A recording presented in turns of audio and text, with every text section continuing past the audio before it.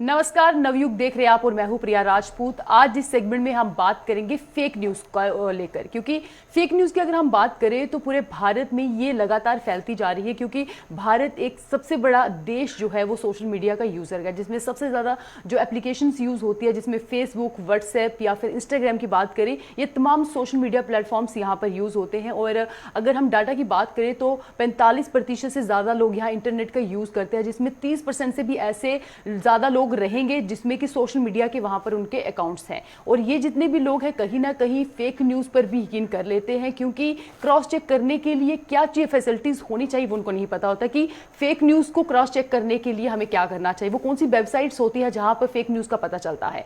आज हम तमाम ऐसे मुद्दों पर बात करने वाले हैं जो फेक न्यूज से जुड़े हुए हैं, और हमें आखिरकार किस तरह से अपने आप को बचाना है फेक न्यूज से, क्योंकि फेक न्यूज से पूरे भारत में लोग मॉब लिंचिंग के भी शिकार हो जाते हैं और फेक न्यूज से लोग डिप्रेस भी हो जाते हैं। तमाम ऐसी चीजें होती हैं जो फेक न्यूज से होती है। आज इस मुद्दे पे बात करेंगे। इस वक्त हमारे साथ हमारे गेस्ट जुड़ चुके हैं अर्चना कुमारी, जो सीनियर असिस्टेंट प्रोफेसर हैं सेंट्रल यूनिवर्सिटी ऑफ जम्मू और फैक्ट चेकिंग ट्रेनर भी हैं। और हमारे दूसरे गेस्ट जुड़े हैं दीपक खजूरिया, जो सीनियर जर्नलिस्ट हैं। इन दोनों से आज हम जानने की कोशिश करेंगे कि फेक न्यूज से कैसे हम बच सकते हैं। चलिए, सबसे पहले हम अर्चना कुमारी से बात करने की कोशिश करेंगे। मैम, सबसे पहले आपसे यही सवाल रहेगा, अगर बात हम फेक न्यूज की करें तो जिस तरह से लगातार फेक न्यूज के भारत में सर्कुलेशन होती है और इससे मुख्य कारण मॉब लिंचिंग हो जाती है, लोग डिप्रेस भी हो जाते हैं, क्योंकि सबसे ज्यादा ऐसे लोग आपको नहीं मिलेंगे जो क्रॉस चेक करेंगे, क्योंकि व्हाट्सएप के ग्रुप्स लोगों ने ज्वाइन किए होते हैं। कोई भी न्यूज आती है उसको बिना क्रॉस चेक करके ही वो सर्कुलेट करने लग पड़ते हैं और कभी कभी लोगों की जान भी इससे चले जाती है। तो सबसे पहले इसके बारे में बताइए। जी प्रिया, आपने बिल्कुल सही कहा कि फेक न्यूज एक बहुत बड़ी समस्या के रूप में हमारे सामने उभरा है। और अभी जैसा आप कह रही हैं, कोरोना के समय में, पैंडेमिक के समय में हमने सबसे अधिक देखा कि किस तरह फेक न्यूज ने लोगों को काफी ज्यादा डिप्रेस किया। कई लोगों की मौत हो गई क्योंकि उन लोगों ने गलत न्यूज के कारण सुसाइड कर लिया। आपको पता ही होगा कि सुप्रीम कोर्ट ऑफ इंडिया ने भी इसके बारे में कहा कि हमें पैंडेमिक से ज्यादा तो इन्फोडेमिक की चिंता है, क्योंकि लोग अपनी जान ले रहे हैं इस कारण से। कोई अल्कोहल कंज्यूम कर रहा है, कोई फिनाइल कंज्यूम कर रहा है। तो इस तरह की बड़ी सारी परेशानियां हुई हैं और निश्चित रूप से बहुत बड़ी परेशानी है और हम लोग बूझ नहीं पा रहे हैं, क्योंकि हमारे पास इंफॉर्मेशन ओवरलोड बहुत ज्यादा है। हर तरफ से हर तरह की इंफॉर्मेशन आ रही है और हम समझ नहीं रहे हैं कि ये कंटेंट किस तरह का है, कौन सा कंटेंट न्यूज है, कौन सा कंटेंट न्यूज नहीं है। हम सबको न्यूज मान लेते हैं, हम सब पे विश्वास कर लेते हैं और सब कुछ शेयर करने लग जाते हैं। तो ये हमारे लिए अभी बिल्कुल एक कहूंगी कि निर्णयात्मक मोड़ है, जहां पे हमें ये समझना पड़ेगा कि हमें मीडिया के प्रति भी लिटरेट होना पड़ेगा। हमें थोड़ी साक्षरता लानी पड़ेगी कि मीडिया क्या है, कैसे काम करती है, सोर्सेज क्या होते हैं, क्या सोर्सेज जो स्रोत हैं न्यूज के वो हमारे सही हैं कि नहीं। इन सारी जानकारी के बाद ही एक बेसिक चीज हो गई, जैसे डिजिटल लिटरेसी एक बेसिक चीज है, उसी तरह मीडिया लिटरेसी भी एक बेसिक चीज हो गई है। क्योंकि आपके पास आप मीडिएटेड एनवायरमेंट में रह रहे हैं, चारों तरफ से इतना इन्फॉर्मेशन आ रहा है कि लोग कंफ्यूज हो जाते हैं। अगर हम लिटरेट या साक्षर नहीं होंगे मीडिया के प्रति, मीडिया के कंटेंट के प्रति, तो ये समस्याएं आगे तक हमारे साथ रहेंगी। जी बिल्कुल, आपने सबसे मुख्य यहाँ जो इम्पोर्टेंट बात ये कही कि किस तरह से कोरोना महामारी में लोगों ने जो फेक न्यूज पे यकीन किया, जिसमें कि शराब पीने से भी कोरोना महामारी नहीं होती है और प्याज फ्रिज में रखने के बाद कोरोना महामारी फैलती है। तमाम ऐसी चीजें जो है वो फैली और कहीं ना कहीं कुछ लोगों ने उन पे यकीन भी किया और कहीं ना कहीं लोगों की जान भी इससे गई। तो कहीं ना कहीं अपने आप को बचाना बेहद जरूरी है। तो आपको क्या लगता है कि अगर मीडिया की बात करें तो किस तरह से मीडिया भी एक मुख्य रोल निभाता है फेक न्यूज को सर्कुलेट करने में? दीपक जी से प्रश्न है मुझसे? जी बिल्कुल, अर्चना जी आपसे ही है, क्योंकि ज्यादातर अगर बात देखी जाए तो आप जिस तरह से खुद ही फैक्ट चेकिंग भी करते हैं, ट्रेनिंग, इसको रिलेटेड भी हम बात करेंगे। वो दूसरा सवाल रहेगा, पहले आपसे करेंगे, उसके बाद हम सीधे दीपक की ओर रुख करेंगे। जी, तो ये जो समस्या है जो आपने कहा, मतलब WHO ने भी इस बात को माना कि इन्फोडेमिक बहुत ज्यादा फैल रहा है कोरोना के टाइम पे। तो इस तरह के जो आपने एग्जांपल बताए, उसके अलावा भी कई सारी ऐसी बातें हैं। तो ऐसे में मीडिया का जो रोल है, मीडिया, हालांकि मैं ये नहीं कहूंगी कि मीडिया ने कहीं पे शिकार हो गई फेक न्यूज, क्योंकि मीडिया को बहुत ज्यादा प्रेशर का सामना, दबाव का सामना करना पड़ता है सोशल मीडिया के कारण। कि सब कुछ जो मेन स्ट्रीम मीडिया अब दिखाना चाहती है, उससे पहले सोशल मीडिया पे उसके कई सारे रूप, कई सारे उसकी चीजें फैल जाती हैं, जो बहुत सारी फेक भी होती है, बहुत सारी सही भी होती है। लेकिन मेन स्ट्रीम मीडिया इस प्रेशर में आजकल काम कर रही है, इस बात को हमें समझना पड़ेगा। हालांकि मेन स्ट्रीम मीडिया ने बहुत ही बढ़िया काम किया, मैं तो ये कहूंगी, देखिए कितने सारे हमारे जर्नलिस्ट भाई बहनों की जाने गई, वो फ्रंट लाइन पे आकर उन्होंने काम किया है, और वो शिकार हो जाते हैं गलती से, जानबूझ के नहीं मैं कहूंगी, क्योंकि आप देखिए हर एक चैनल आजकल फैक्ट चेकर्स अपॉइंट कर रहा है, वो खास तौर पे इस बात का ध्यान रखते हैं कि कोई गलत न्यूज अगर फैल रही है तो हम कैसे उसको फैक्ट चेक करके बताएं। आप देखिए वायरल सच जैसे प्रोग्राम है, विश्वासन्यूज.com है, तो हमारी मेन स्ट्रीम मीडिया बहुत ज्यादा काम कर रही है इस चीज के बारे में अवेयरनेस फैलाने के लिए, लेकिन कहीं कहीं पे मुझे लगता है कि गलती से ही, जानबूझ के तो नहीं, लेकिन वो शिकार हो जाते हैं फेक न्यूज के, क्योंकि सोशल मीडिया इसको बहुत ज्यादा बढ़ावा देती है। तो मैं नहीं मानती कि मेन स्ट्रीम मीडिया जानबूझकर ऐसा कुछ कर रही है। जी दीपक जी, अब आपसे सवाल ये रहेगा कि जिस तरह से सोशल मीडिया की हम बात करें तो कभी ना कभी ऐसे वरिष्ठ जो हमारे जर्नलिस्ट हैं वो भी अपने आप को आगे करने के लिए और सबसे पहले न्यूज देने के लिए कभी कभी सोशल मीडिया में ऐसी भी न्यूज देते हैं जो कि बाद में फेक भी होती है, तो किस तरह से अपने आप को बचाना चाहिए? क्योंकि अगर आप जर्नलिस्ट हैं तो आप पर लोगों की निगाहें रहती हैं, लोग आप पर विश्वास करते हैं। अपनी क्रेडिबिलिटी बनाए रखने के लिए सबसे पहले जर्नलिस्ट को क्या कुछ करना चाहिए, इसके बारे में बताइए। देखिए प्रिया, सबसे बड़ी चीज ये है कि जर्नलिज्म इथिक्स भी यही कहते हैं, जर्नलिज्म में जो हमने पढ़ा है, जो सीखा है, जो हमारा एक्सपीरियंस है, वो यही है कि जनता आप पर बहुत भरोसा करती है। खास तौर पर बड़ी चीज ये है कि जर्नलिस्ट द्वारा किसी ग्रुप में डाली हुई कोई चीज या किसी चैनल पे या अखबार में या आजकल तो अपने फेसबुक या अपने ट्विटर हैंडलर पे भी अगर एक पत्रकार कोई चीज को लिखता है या बताता है तो पब्लिक उस पर सीधे सीधे विश्वास करती है, क्योंकि पब्लिक सीधे सीधे जो है जुड़ी होती है मीडिया से।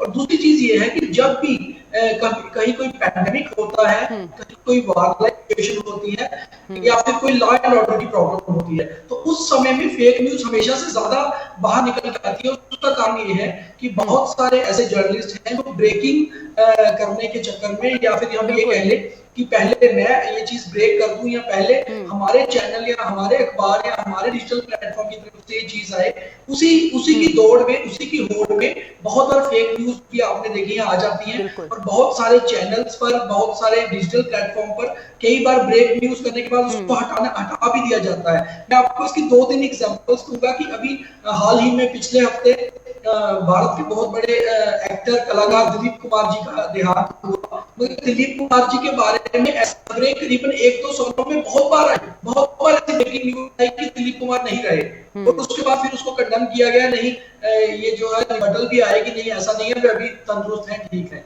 बिल्कुल आपने सही कहा, कहीं ना कहीं कुछ ऐसे जर्नलिस्ट होते हैं जो अपने सबसे पहले बिल्कुल ब्रेकिंग न्यूज देने के कह सकते हैं कि सबसे पहले वो ब्रेकिंग करेंगे, इस चक्कर में बहुत ज्यादा वो गलत न्यूज भी जो है फैला देते हैं। क्योंकि ये पहला ही नहीं, इससे पहले भी बहुत सारे ऐसे वरिष्ठ जर्नलिस्ट रहे हैं जिन्होंने इस तरह के काम किए भी हैं, और जो लोग उन पर विश्वास करते हैं उनकी क्रेडिबिलिटी भी कम हो जाती है। तो दीपक जी, अगर हम जम्मू कश्मीर की बात करें तो जम्मू कश्मीर में आए दिन हमें इनकाउंटर्स की खबरें देखने को मिलती है, चाहे फिर कोई और खबर हो, तो बहुत सारी चीजों में जम्मू कश्मीर हमेशा सुर्खियों में रहता है। तो यहां पर जर्नलिस्ट जो है लोग, उनको किस तरह से काम करना चाहिए, इसके बारे में बताइए, क्योंकि आप भी जमीनी स्तर पर बहुत समय से काम कर रहे हैं, वरिष्ठ जर्नलिस्ट हैं, तो आपसे जानना चाहेंगे कि यहां पर जर्नलिज्म जो कर रहे हैं उनको किस तरह से काम करना चाहिए। पहले अगर आपने जम्मू कश्मीर की बात की प्रिया, तो जम्मू कश्मीर के बारे में ये समझना बहुत जरूरी है कि जम्मू कश्मीर एक सेंसिटिव स्टेट है। अगर हम अब कहें कि अब यूटी है तो बहुत सेंसिटिव एरिया है। यहाँ की कोई भी खबर, क्या वह बॉर्डर एलओसी से कनेक्टेड हो, क्या वह कश्मीर के लॉ एंड ऑर्डर से कनेक्टेड हो, क्या वह ह्यूमन इंटरेस्ट या फिर पॉलिटिकल कनेक्टेड हो, उसको कोई भी, अगर जर्नलिस्ट की पहली ये रिस्पॉन्सिबिलिटी और जिम्मेवारी है कि कोई भी खबर जब उनके पास किसी भी सोर्स से आती है, उनका सोर्स चाहे सोशल मीडिया हो या उनका कोई फिजिकल सोर्स हो, कम से कम उसको जो कंसर्न अथॉरिटीज हैं उससे क्रॉस चेक जरूर करें। और बहुत बार हमने भी देखा है कि एक बार भी क्रॉस चेक करने से खबर ब्रेक ना करें, चाहे ब्रेक खबर करने के लिए आपको 1-2 घंटे का इंतजार करना पड़े, कम से कम 2 से 3 सोर्सेज से आप उसे क्रॉस चेक करें। और जो आपके सोर्सेज हैं वो कम से कम एडमिनिस्ट्रेटिव या अथॉरिटेटिव होने चाहिए, चाहे वे आपको ऑफ द रिकॉर्ड कोई चीज कंफर्म करें या फिर ऑन रिकॉर्ड करें। ये बहुत जरूरी है कि आपको सबसे पहले जो अथॉरिटीज हैं उनसे चीज को कंफर्म एंड रीकंफर्म करना, क्रॉस चेक करना बहुत जरूरी है। विदाउट इसके कोई भी जर्नलिस्ट कोई खबर अगर नहीं चलाएगा तो कम से कम जो मीडिया की तरफ से फेक न्यूज आती है उसे हम रोक सकते हैं। जी बिल्कुल, आपने बिल्कुल सही बोला। आज की डेट में जो हमारे नए जर्नलिस्ट आ रहे हैं वे व्हाट्सएप यूनिवर्सिटी पे बहुत यकीन करते हैं। तो हर चीज जो व्हाट्सएप में आ रही है वो सही नहीं है, उसको जरूरी है एक बार क्रॉस चेक करना, जो प्रॉपर अथॉरिटीज है, प्रॉपर कंसर्न जो लोग हैं उनसे। तो ये अगर हम इतना भी कम से कम कर लें जम्मू कश्मीर में, तो कम से कम फेक न्यूज को हम कहीं ना कहीं काउंटर जरूर कर सकते हैं।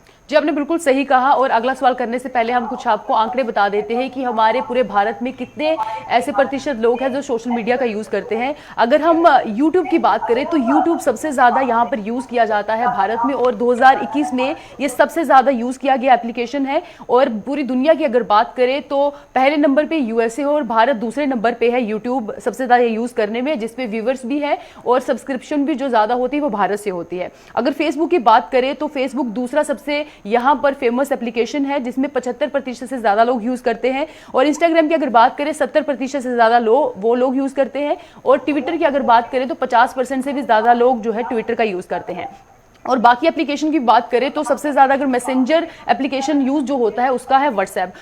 75% से ज्यादा लोग यहाँ पर व्हाट्सएप यूज करते हैं। और फेसबुक मैसेंजर की बात करें तो 55% से ज्यादा वो भी यूज होता है। और सबसे ज्यादा अगर यहाँ पे कोई डिवाइस यूज होता है भारत में तो वो है मोबाइल, जिसमें कि 80% से ज्यादा लोग मोबाइल एप्लीकेशन यहाँ पर यूज करते हैं। तो ये तमाम आंकड़े हैं जिससे पता चलता है कि हमारे भारत में सोशल मीडिया कितना ज्यादा यूज होता है।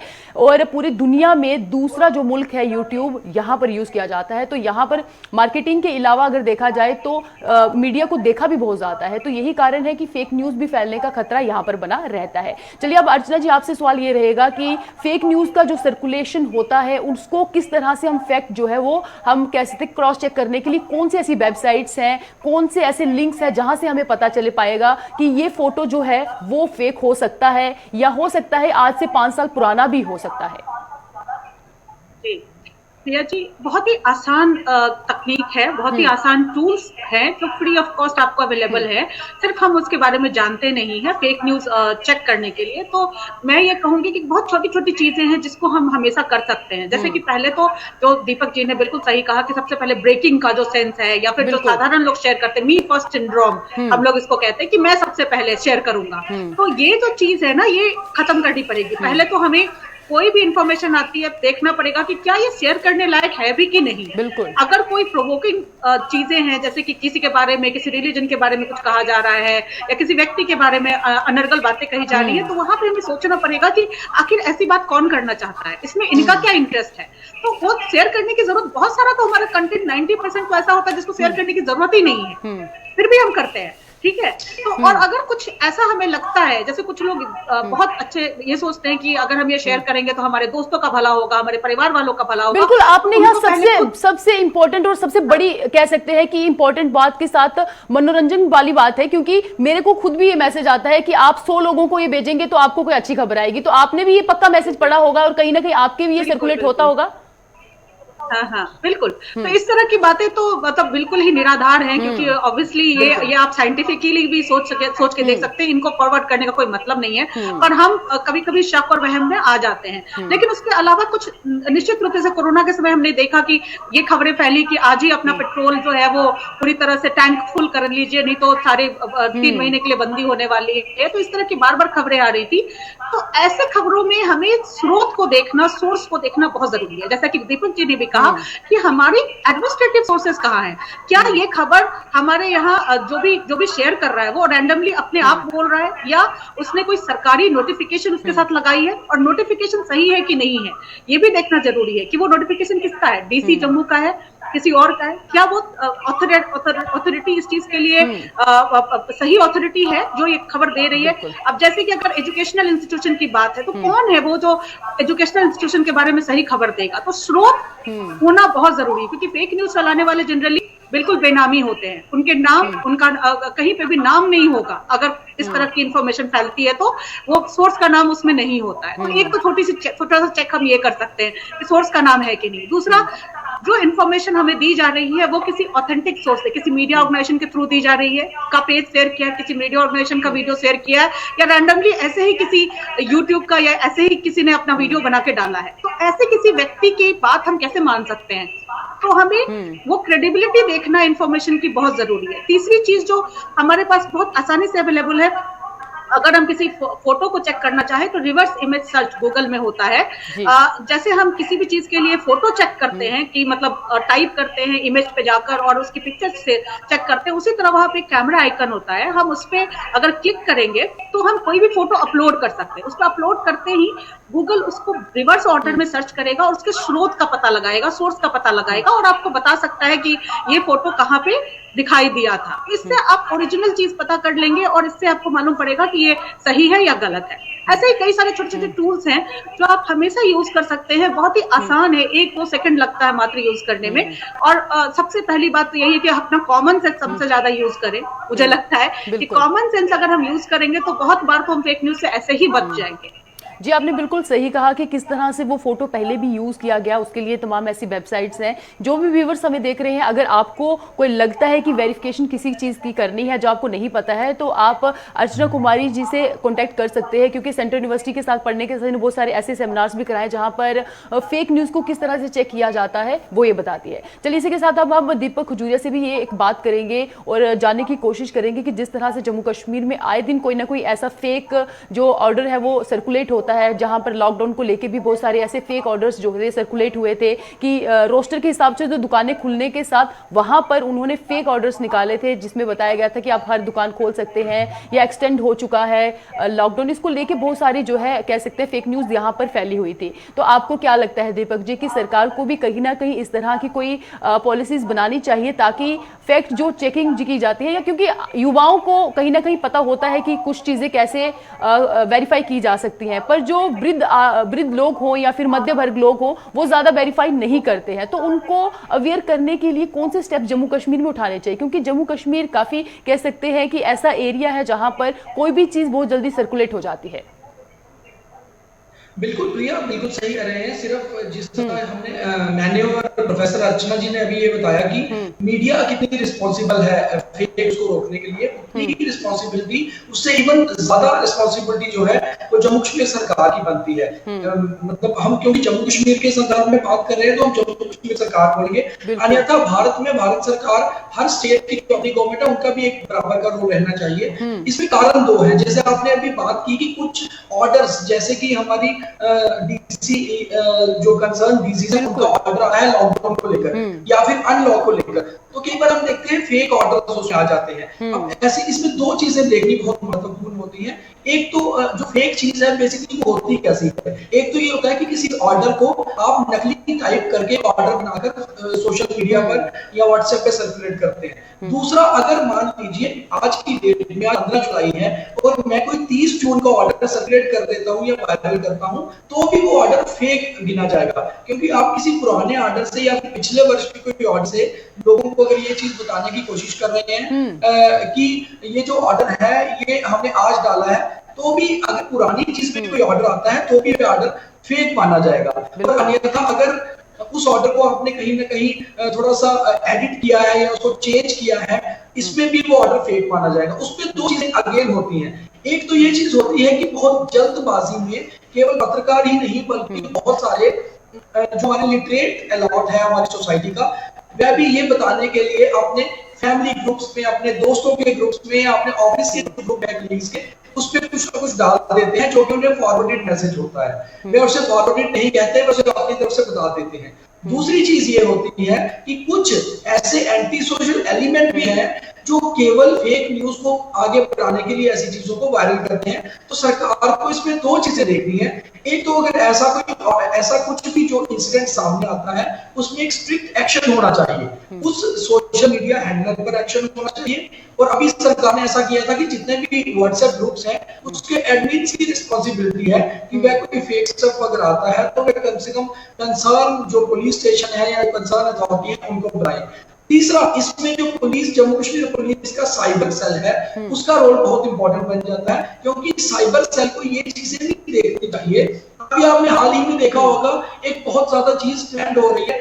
आए दिन हमारे कोई ना कोई बड़े अधिकारी, कोई ना कोई बड़े पॉलिटिशियन ये लिख देते हैं अपने फेसबुक आईडी पर कि मेरे एक और फेसबुक आईडी बन गया है फेक और वह आपसे पैसों की डिमांड कर रहे हैं। तो आप खुद सोचिए कि अगर हमारे केएस ऑफिसर्स, आईएएस ऑफिसर, यहाँ की बहुत सारे पुलिस ऑफिसर्स का भी फेक फेसबुक आईडी सामने आ रहा है और उनके आईडी से लोग उनसे पैसों की डिमांड कर रहे हैं, तो आप खुद सोच सकते हैं कि फेक न्यूज एक तरह से ई टेररिज्म का रोल निभा रही है। अगर हम जो ई टेररिज्म भी इसे कहें तो गलत नहीं होगा। इतना ज्यादा ये फैल चुका है, इतना ज्यादा वायरल हो चुका है कि आप अपनी सोशल मीडिया की आपकी पिक्चर्स को कोई किस हद तक यूज कर सकता है, आपके सोशल मीडिया के कोई मोबाइल नंबर्स को, ईमेल आईडी को किस हद तक यूज कर सकता है, आप समझ भी नहीं सकते। तो बहुत पहले ये जरूरी है, इंसान जितने भी लोग सुन रहे हैं इस डिबेट को, उनके लिए बहुत जरूरी चीज है कि हमारा जो मोबाइल फोन है या अपने आप में एक कंप्यूटर है, हमारे मेल आईडीज, हमारा सारा सोशल मीडिया, हमारे बैंक के खाते इसमें है। सबसे पहले तो अपने पासवर्ड से इसे सेव करें।